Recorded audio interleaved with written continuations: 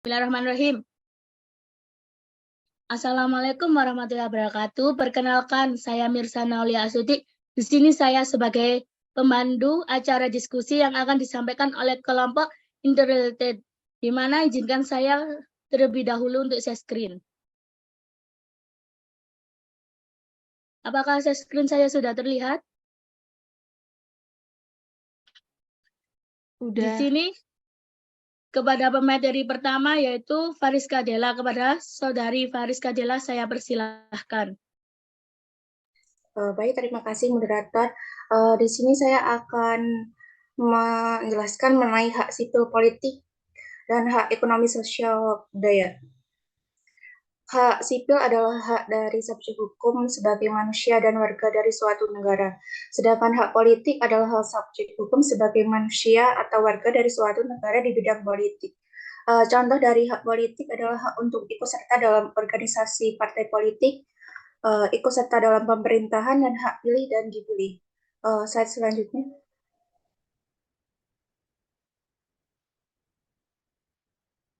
Selanjutnya mengenai prinsip inter-rel dan interdependen. Prinsip tersebut mengacu pada hubungan hak sipil politik dan hak ekonomi, sosial, dan budaya. Prinsip ini menyatakan bahwa kedua jenis hak ini saling berkaitan dan saling bergantung satu sama lain. Hak sipil dan politik meliputi hak individu yang berhubungan dengan kebebasan berpendapat, berkumpul, beragama, memiliki hak suara, mendapatkan perlakuan yang adil di pengadilan. Hak ini menjamin partisipasi warga negara dalam kehidupan politik dan pemerintahan. Selanjutnya, hak ekonomi sosial budaya mencakup mengenai hak-hak individu terkait dengan ekonomi, sosial, dan budaya. Contohnya hak individu yang untuk mendapat pekerjaan yang layak, pendidikan, kesehatan, serta partisipasi dalam kehidupan budaya. Pencapaian hak ekonomi sosial budaya mempengaruhi pelaksanaan hak sipil politik, begitupun sebaliknya.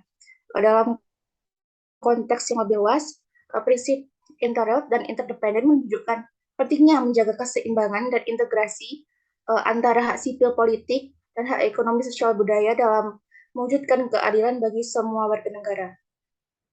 Slide selanjutnya. Selanjutnya mengenai perlindungan hak sipil politik dan hak ekonomi sosial dan budaya. Hubungan antara kedua hal tersebut mencerminkan pentingnya keadilan, kesetaraan, dan keseimbangan dalam suatu masyarakat. Perlindungan hak sipil dan politik mencakup mengenai hak fundamental individu seperti kebebasan berpendapat, hak untuk berkumpul dan berorganisasi, hak untuk mendapatkan perlakuan yang adil di pengadilan. Hak ini penting dalam memastikan partisipasi politik yang bebas dan adil, serta mencegah penyalahgunaan kekuasaan oleh pemerintah atau kelompok tertentu. Dalam pandangan lain, hak ekonomi sosial dan budaya mencakup hak-hak seperti hak atas pekerjaan yang layak, standar hidup yang memadai, pendidikan, dan akses layanan kesehatan. Hak-hak ini berkaitan dengan kebutuhan dasar individu, memastikan bahwa semua orang memiliki kesempatan untuk mendapatkan keadilan dalam mendapatkan fasilitas yang menjadi haknya. Jika dilihat hubungan antara perlindungan hak sipil politik dan hak ekonomi sosial dan budaya, mempunyai hubungan yang erat dengan konsep kesetaraan dan keadilan sosial. Mungkin cukup presentasi dari saya. Saya kembalikan ke moderator. Terima kasih kepada pemateri pertama. Selanjutnya yaitu kepada pemateri kedua yaitu Naurah Kaila. Kepada Naurah Kaila saya persilahkan. Baik, terima kasih moderator. Jadi saya di sini akan menjelaskan pertanyaan dari mengapa pelanggaran hak sipol akan berdampak pada pelanggaran hak ekosop, begitu pula sebaliknya. Nah, sebelum menjawab pertanyaan itu, perlu diketahui, jadi hak asasi manusia itu dikenal terdiri dari dua generasi. Generasi yang pertama itu adalah hak sipil politik. Hak sipil itu yang contohnya seperti kebebasan menyampaikan pendapat, berserikat, berkumpul, dan juga berekspresi. Dan juga ada HAM generasi kedua, yaitu adalah hak ekonomi, sosial, dan budaya, atau hak ekosop. Contohnya itu adalah hak untuk memperoleh pekerjaan, pendidikan, tempat tinggal, dan kehidupan yang layak. Indonesia sendiri itu menganut sistem demokrasi Pancasila. Hal ini tuh seharusnya bisa menegakkan keduanya. Keduanya itu hak sipil dan juga hak ekosop. Nah, menjawab pertanyaan di atas tadi, jika hak sipil itu dilanggar, maka hak ekosop pun juga pastinya ikut dilanggar. Gitu. Karena hak sipil itu jika benar-benar dipenuhi, maka hak ekosop pun berimbas dengan kuat. Karena hak sipil itu merupakan hak yang pertama kali lahir. Jadi kalau hak sipil itu dipenuhi, maka otomatis kan berimbas kepada hak ekonomi, sosial, budaya tersebut. Pemenuhan hak sipil, maka civil society itu juga akan menguat. Jadi mereka dengan bebas dapat berbicara mengenai pemenuhan ekosop ini. Mungkin cukup penjelasan saya. Terima kasih. Terima kasih kepada pemateri kedua. Selanjutnya yaitu pemateri ketiga yang akan disampaikan oleh Hanisa kepada saudari Anissa. Saya persilahkan. Baik, terima kasih atas waktunya moderator. Nah, sebagaimana yang telah dijelasin nih oleh teman-teman saya sebelumnya mengenai bagaimana sih hubungan keterkaitan antara hak sipil dan hak ekosop, yang kemudian jika terjadi pelanggaran antara hak sipil yang kemudian dapat mempengaruhi hak ekosop ataupun sebaliknya.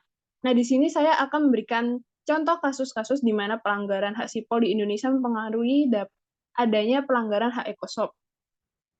Nah, mungkin kita mulai dengan salah satu contoh yang mungkin tragedi ini tuh dikenal oleh teman-teman sekalian nih di sini, yang mungkin udah nggak asing kan sama tragedi ini, di mana pelanggaran hak sipil pada tragedi ini adalah hilangnya hak berpendapat oleh para mahasiswa yang yang melakukan demonstran untuk menuntut pemerintah menyelesaikan krisis ekonomi yang dialami oleh Indonesia pada saat itu, dan juga menuntut untuk Presiden Soeharto untuk turun dari jabatannya sebagai presiden. Yang kemudian demonstran tersebut berakhir rusuh karena aparat melakukan tembakan gas air mata kepada mahasiswa hingga melesatkan peluru tajam, hingga menganiaya bahkan memukuli massa dengan tangan kosong atau pentungan. Dan di mana hal itu melanggar pasal 7 ICCPR, yang di mana semua orang sama di depan hukum dan berhak untuk mendapatkan perlindungan hukum yang sama tanpa adanya diskriminasi. Akibat hal tersebut, banyak menelan korban, luka-luka, hingga tewas, bahkan tertembaknya oleh 4 mahasiswa Universitas Trisakti, yang kemudian melanggar pasal 6 ICCPR, yaitu hak hidup, yang kemudian setelah kematian 4 mahasiswa tersebut, mengakibatkan kemarahan masyarakat Indonesia yang meradang, dan mengakibatkan kerusuhan di berbagai daerah, yang akhirnya mempengaruhi hak ekosop, pasal 6 sampai pasal 15 ICE-SCR, di mana mengakui hak asasi setiap orang di bidang ekonomi, sosial, dan budaya, yakni hak atas pekerjaan juga, di mana kerusuhan tersebut malah dialihkan nih menjadi sentimen terhadap etnis tertentu, terutama pada etnis Tionghoa, di mana banyak para perusuh yang merusak properti toko yang dimiliki oleh masyarakat Tionghoa. Selain itu, banyaknya terjadi kekerasan seksual hingga jatuhnya korban, luka-luka, dan korban jiwa. Karena kerusuhan tersebut, akibatnya dapat memperburuk krisis ekonomi di Indonesia, karena lumpuhnya jaringan perdagangan, dan mengakibatkan para investor asing yang telah menanamkan saham atau yang akan menanamkan saham itu membatalkan niat mereka untuk melakukan investasi di Indonesia. Sehingga keadaan Indonesia yang pada saat itu telah terjadi krisis ekonomi, ekonominya tuh semakin krisis gitu, semakin anjlok. Mungkin demikian yang dapat kami sampaikan. Saya kembalikan ke moderator. Terima kasih kepada materi ketiga. Cu- Cukup sekian materi yang dapat disampaikan dari peserta diskusi di sini. Selanjutnya saya akan membuka sesi tanya jawab. Saya persilakan untuk 2 orang untuk mengajukan pertanyaan.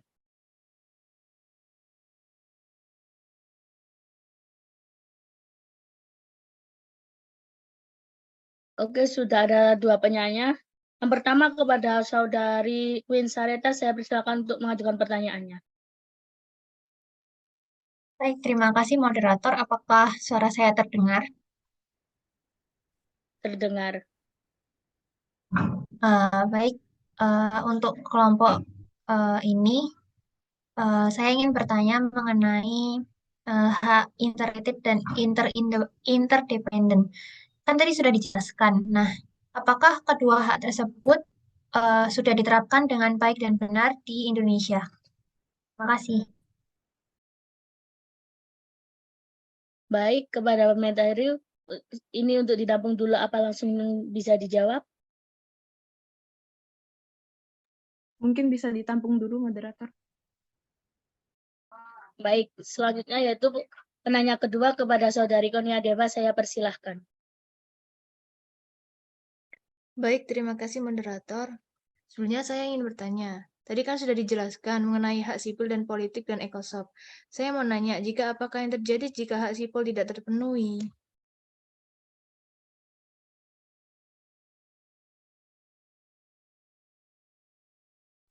Baik, terima kasih kepada para pemateri. Silakan untuk menjawab pertanyaan dari para penanya.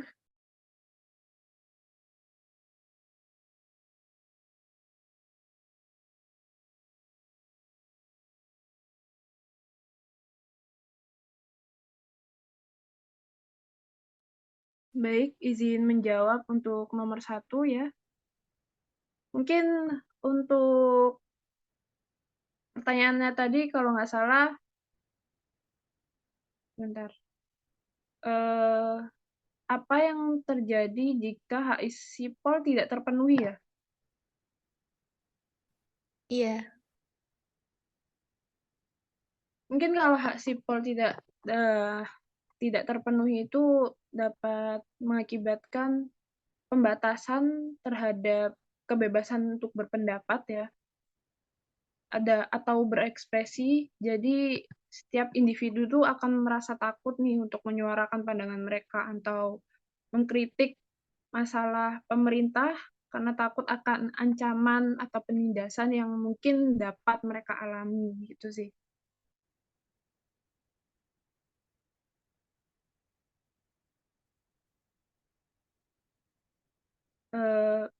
Mungkin pada dasarnya kan ICCPR itu memuat ketentuan mengenai pembatasan penggunaan kewenangan oleh aparat represif negara ya, khususnya aparatur represif negara yang menjadi negara-negara pihak ICCPR. Nah, oleh sebab itu hak-hak terhimpun yang di dalamnya itu juga sering disebut sebagai hak-hak negatif atau negative right, yang artinya hak-hak dan kebebasan yang dijamin di dalamnya akan dapat terpenuhi nih apabila peran negara terbatasi atau terlihat minus. Tapi apabila negara berperan intervensionis, tidak bisa dielakkan nih hak-hak dan kebebasan yang diatur di dalamnya akan dilanggar oleh negara. Negara-negara pihak ICCPR diperbolehkan untuk mengurangi dan mengadakan penyimpangan atas kewajiban dalam pemenuhan hak tersebut, tetapi penyimpangan itu hanya dapat dilakukan apabila sebanding dengan ancaman yang dihadapi dan tidak bersifat diskriminatif. Yakni demi tujuannya tuh demi menjaga keamanan nasional atau ketertiban umum atau kesehatan dan moralitas umum, juga demi menghormati hak dan kebebasan orang lain. Mungkin itu yang dapat saya sampaikan. Saya kembalikan ke moderator.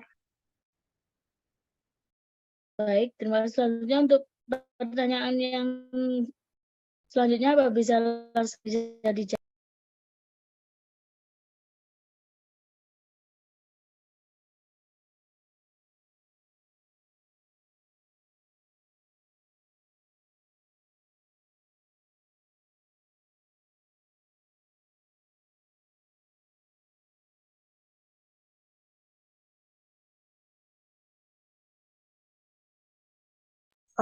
Misi, saya mau menjawab nomor 2.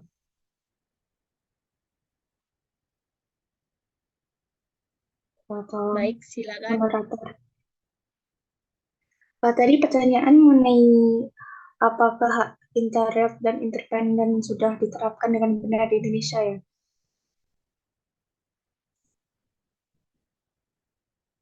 Iya, silakan. Benar. Secara teoritis Indonesia telah mengakui pentingnya hak asasi manusia mengenai interdependen dan internet yang melalui berbagai instrumen hukum. Misalnya Konstitusi Indonesia, Undang-Undang Dasar 1945 telah menyebutkan hak asasi manusia termasuk hak sipil politik, hak ekonomi sosial dan budaya. Selain itu, Indonesia adalah negara anggota PBB dan telah mengadopsi Deklarasi Universal Hak Asasi Manusia serta instrumen internasional lainnya yang mengatur HAM yang interdependen. Namun implementasi hak independen dan hak internet di Indonesia mungkin memiliki tantangan dan perbedaan dalam praktiknya. Beberapa isu yang masih dihadapi Indonesia termasuk kesenjangan ekonomi, akses terhadap pendidikan dan perumahan yang layak, perlindungan hak buruh, pemenuhan hak masyarakat, perlindungan lingkungan hidup. Terdapat upaya yang dilakukan oleh kelompok masyarakat sipil, organisasi non-pemerintah, dan aktivitas HAM untuk memastikan pemenuhan hak-hak tersebut. Dalam rangka mewujudkan penerapan hak tersebut, hak independen dan internet terkoneksi, perlu adanya komitmen dan upaya terus-menerus dari pemerintah, lembaga negara, serta partisipasi aktif dari masyarakat sipil. Reformasi hukum, kebijakan publik yang inklusif, dan pemenuhan hak-hak dasar menjadi hal penting untuk memastikan pemenuhan hak interdependen dan hak internet di Indonesia. Mungkin cukup. Apakah bisa diterima? Gimana kepada para penanya, apakah ada feedback? Terima kasih, cukup.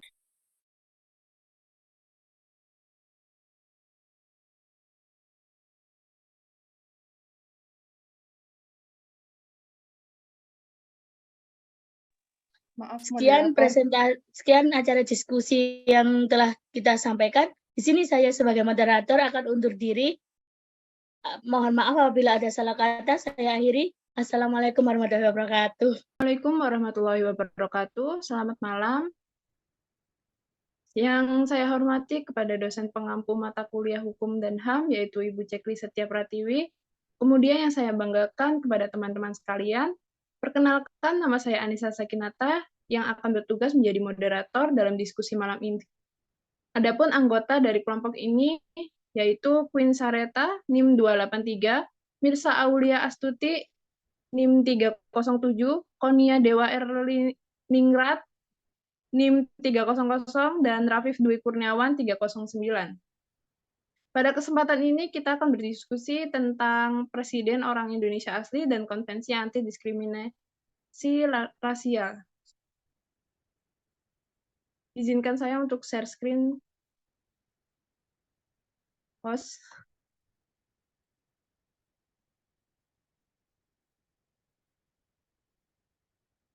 Share screen deh. Aku nggak bisa share screen.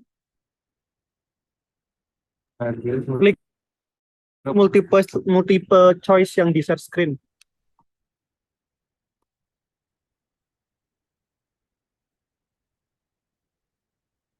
Sih. Buat jelas yang share screen gak apa?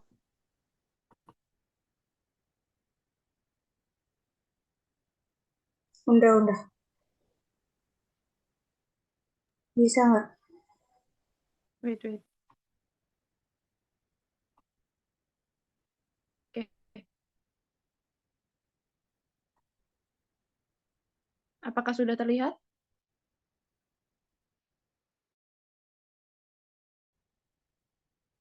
Udah.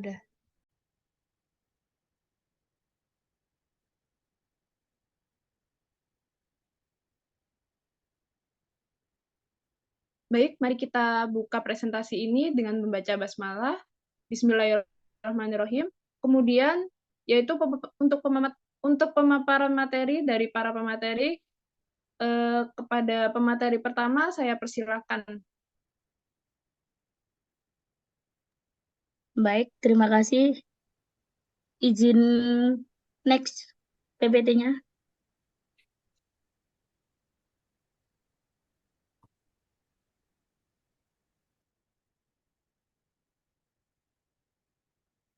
Oke, terima kasih. Di sini saya akan menjelaskan apa yang dimaksud sebagai anti-diskriminasi rasial dalam CHRT. Pertama, arti mengenai CHRT. CHRT atau International Convention of the Elimination of All Forms of Racial Discrimination adalah sebuah perjanjian internasional yang diadopsi oleh Perserikatan Bangsa-Bangsa pada tahun 1965. Konvensi ini bertujuan untuk memerangi diskriminasi rasial dalam sebuah bentuknya dan memastikan kesetaraan rasial di seluruh dunia. CHRT mengandung beberapa prinsip utama, terutama prinsip kesetaraan rasial, perlindungan hukum yang setara, dan penghapusan kebijakan rasial yang bersifat diskriminatif. CHRT adalah salah satu instrumen hukum internasional yang penting dalam upaya global untuk melawan diskriminasi rasial dan memastikan kesetaraan rasial. Konvensi ini memberikan landasan hukum dan prinsip-prinsip yang penting dalam memerangi diskriminasi rasial dan mempromosikan masyarakat yang inklusif dan adil bagi semua individu. Yang kedua, arti mengenai anti-diskriminasi rasial. Dalam CHRT, diskriminasi rasial berarti sebuah pembedaan, pengecualian, pembatasan, atau pengutamaan berdasarkan ras, warna kulit, keturunan atau asal kebangsaan, atau etnis yang mempunyai tujuan atau akibat meniadakan atau mengurangi pengakuan, penikmatan atau pelaksanaan pada kebijakan yang sama, hak asasi manusia dan kebebasan dasar di bidang politik, ekonomi, sosial, budaya, atau bidang kehidupan publik lainnya. Tujuan utama anti-diskriminasi rasial adalah menciptakan masyarakat yang adil, inklusif dan setara bagi semua individu tanpa memandang ras atau etnisitas mereka. Ini melibatkan perubahan sikap, kebijakan, dan tindakan yang dapat mengatasi dan mencegah diskriminasi rasial, serta mempromosikan keragaman dan penghormatan terhadap semua kelompok rasial. Yang ketiga yaitu peran CHRT dalam memerangi anti-diskriminasi rasial. CHRT memberikan kerangka hukum yang kuat bagi negara-negara anggota untuk melarang dan menghukum segala bentuk diskriminasi rasial. CHRT memiliki peran yang sangat penting dalam memerangi diskriminasi rasial di seluruh dunia. CHRT menetapkan larangan diskriminasi rasial dan segala bentuknya. Konvensi ini mengakui bahwa diskriminasi rasial adalah pelanggaran terhadap hak asasi manusia. Dengan demikian, CHRT menegaskan beberapa prinsip kesetaraan rasial dan perlindungan hukum yang setara bagi semua individu, tepatnya memandang ras atau etnisitas mereka.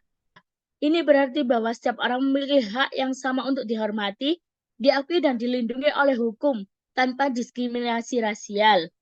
CHRT memberikan kerangka kerja global yang kuat dan komprehensif untuk memerangi diskriminasi rasial dan memastikan kesetaraan rasial di seluruh dunia. Melalui larangan diskriminasi rasial, perlindungan hukum, penegakan hukum, penghapusan kebijakan nasional, pendidikan, dan pengawasan, CHRT memberikan landasan untuk membangun masyarakat yang inklusif, adil, dan setara bagi semua individu tanpa memandang ras atau etnisitas mereka. Sekian presentasi yang saya sampaikan. Saya kembalikan. Baik, terima kasih untuk pemateri pertama. Selanjutnya dapat dilanjutkan kepada pemateri kedua. Pemateri kedua, saya persilakan. Boleh di next.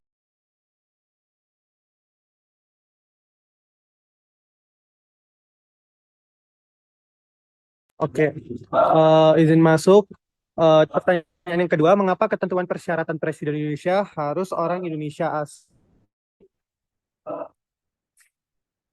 Harus Indonesia asli? dibatalkan oleh Mahkamah Konstitusi dan ada pertimbangan Hakim MK. Berdasarkan pasal 6 ayat 1 Undang-Undang 1945 disebutkan calon presiden dan calon wakil presiden harus seorang warga negara Indonesia sejak kelahirannya dan tidak pernah menerima kewarganegaraan lain karena kehendak diri, tidak pernah mengkhianati negara, serta mampu secara rohani dan jasmani melaksanakan tugas dan kewajibannya sebagai presiden dan wakil presiden. Selain itu, dalam putusan MK nomor 85 garis miring PUU strip 20 strip 2000 garis miring 2022. Mahkamah telah mengesahkan tidak membedakan rezim pemilu dan pilkada. Maka untuk menempati jabatan politik tersebut, Mahkamah memiliki pertimbangan lain dengan persoalan konstitusionalitas norma pada pasal 170 ayat 1 Undang-Undang Pemilu. Konteks demokrasi yang memberikan peluang besar adanya pilkada langsung memunculkan kepala-kepala daerah yang juga dari asal mereka atau keanekaragam. Apakah jadi kekuatan betul atau justru ada masyarakat yang menanamkan dirinya asli itu merasa terancam dengan frasa orang Indonesia asli yang telah dihapuskan pada tahun 2002. Perspektif ketatanegaraan adalah menurut perspektif ketatanegaraan adalah tidak tepat karena mengandung politik diskriminasi. Ketentuan saat ini adalah bahwa calon presiden dan wakil presiden harus seorang warga Indonesia sejak kelahirannya dan tidak pernah menerima kewarganegaraan lain karena kehendaknya sendiri atau dikenal dengan natural born citizen, merupakan pembatasan yang rasional dan wajar karena berkaitan dengan loyalitas dan kesetiaan. Selain itu, problematika mengenai presiden ialah orang Indonesia asli dapat diselesaikan dengan cara memberikan penghormatan terhadap konvensi ketatanegaraan, di mana presiden dan wakil presiden Indonesia yang pernah atau sedang menjabat merupakan warga negara yang dikategorikan orang Indonesia asli. Terima kasih.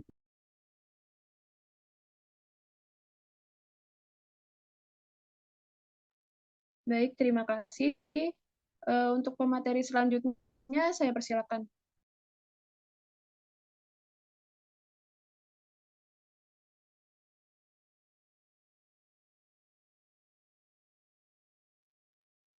Baik, terima kasih moderator.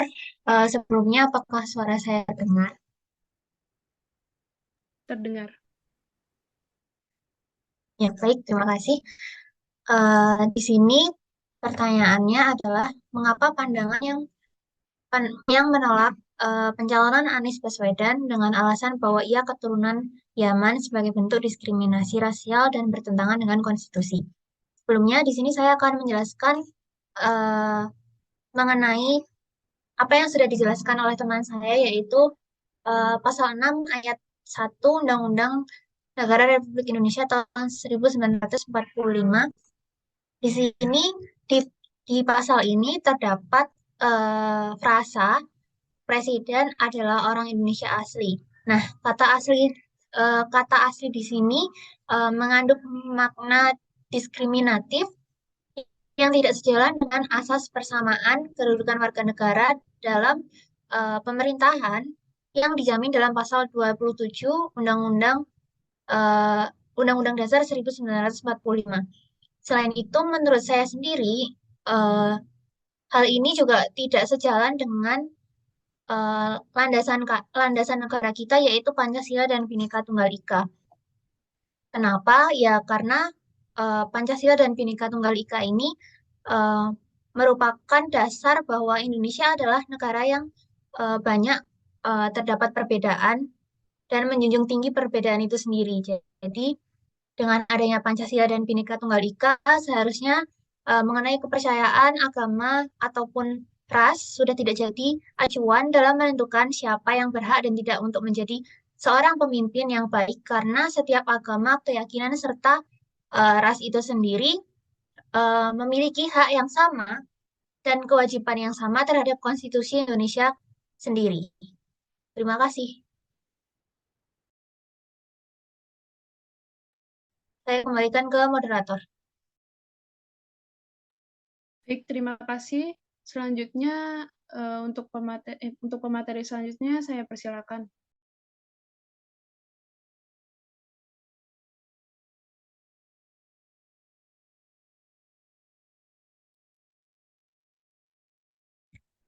Baik, terima kasih moderator. Sini saya akan menjelaskan bagaimanakah upaya pemerintah dalam mengefektifkan CERT sehingga dapat mencegah praktek diskriminasi rasional di Indonesia. Sebelumnya, sejak Indonesia meratifikasi International Convention on the Elimination of All Forms of Racial Discrimination melalui Undang-Undang Nomor 29 Tahun 1999, maka Indonesia mempunyai kewajiban yang besar terhadap praktik diskriminasi rasial. Tetapi pada kenyataan praktik diskriminasi masih terus terjadi di Indonesia. Oleh karena itu, RUU KUH pidana yang mengatur tentang diskriminasi rasial harus tetap dikembangkan dan ditingkatkan lagi, sehingga benar-benar menjamin tidak terjadinya lagi diskriminasi rasial pada masyarakat Indonesia. Dalam Undang-Undang Republik Indonesia Nomor 40 Tahun 2008 Pasal 7 untuk penyelenggaraan perlindungan terhadap warga negara sebagaimana dimaksud dalam Pasal 6, pemerintah dan pemerintah daerah wajib: 1. Memberikan perlindungan yang efektif kepada setiap warga negara yang mengalami tindakan diskriminasi ras dan etnis dan menjamin terlaksananya secara efektif upaya penegakan hukum terhadap setiap tindakan diskriminasi yang terjadi melalui proses peradilan yang dilakukan sesuai dengan ketentuan peraturan perundang-undangan. Yang kedua, setiap warga negara untuk memperoleh pertolongan, penyelesaian, dan penggantian yang adil atas segala kerugian dan penderitaan akibat diskriminasi ras dan etnis. Yang ketiga, mendukung dan mendorong upaya penghapusan diskriminasi ras dan etnis dan menjamin aparatur negara dan lembaga-lembaga pemerintahan bertindak sesuai dengan ketentuan peraturan perundang-undangan. Untuk yang keempat, melakukan tindakan yang efektif guna memperbarui, mengubah, mencabut, atau membatalkan peraturan perundang-undangan yang mengandung diskriminasi ras dan etnis. Mungkin penjelasan dari saya sekian. Terima kasih. Saya kembalikan kepada moderator.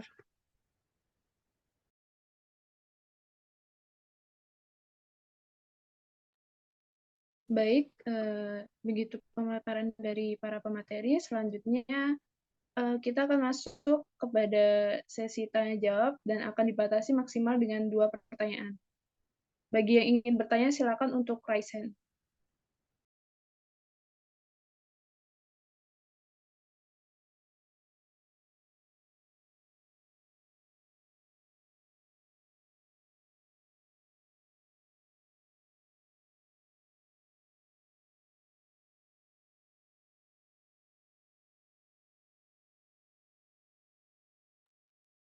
Baik, untuk Naura Kaila Faiza, silakan.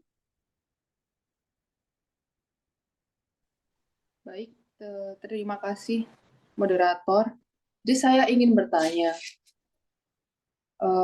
bagaimana jika anti-diskriminasi rasial itu diabaikan atau dikekang oleh pemerintah itu sendiri, walaupun sudah ada undang-undang yang mengaturnya. Mungkin itu saja. Untuk tipe materi, mau ditampung dulu apa langsung dijawab?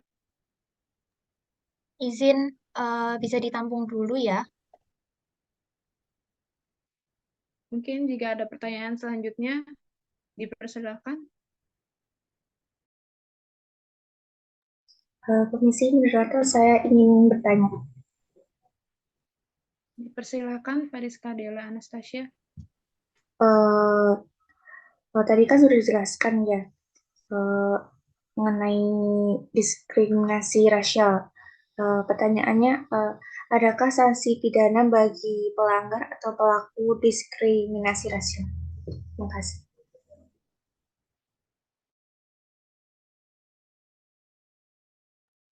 Baik, terima kasih. Diserahkan kepada tim pemateri untuk menjawab pertanyaan. Baik, kepada moderator, izinkan saya untuk menjawab pertanyaan yang pertama. Eh, kan tadi pertanyaannya itu bagaimana jika diskriminasi rasial itu diabaikan dan dikekang oleh pemerintah.